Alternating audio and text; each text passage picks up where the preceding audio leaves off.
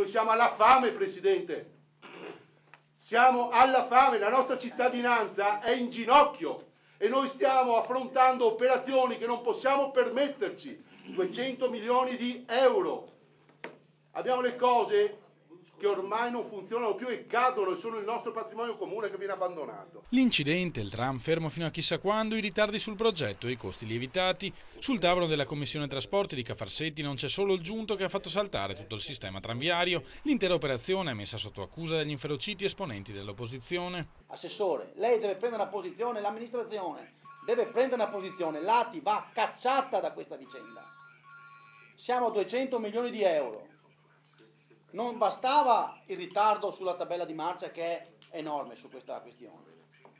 È enorme, perché siamo dal 2008, vedo qualcuno che è anche residente a Marghera. Fra poco rottameremo il tratto di Marghera perché Ruggine... Non c'è che una cosa da fare, chiosano dal PDL, forse non è troppo tardi per fermare tutto. Io lo chiedo veramente se non sia il caso di rivedere il mezzo di trasporto tram.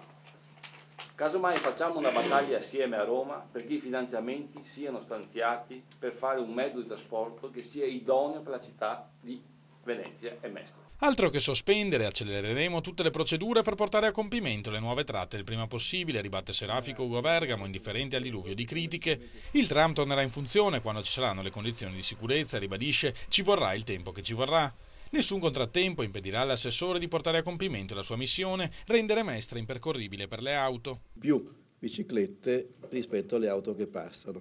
Quindi l'obiettivo è questo, il tram deve garantire contestualmente lo sviluppo delle vie ciclabili questo obiettivo, che consentirà, quando andrà a regime, anche di organizzare completamente gli accessi al centro di Mestre.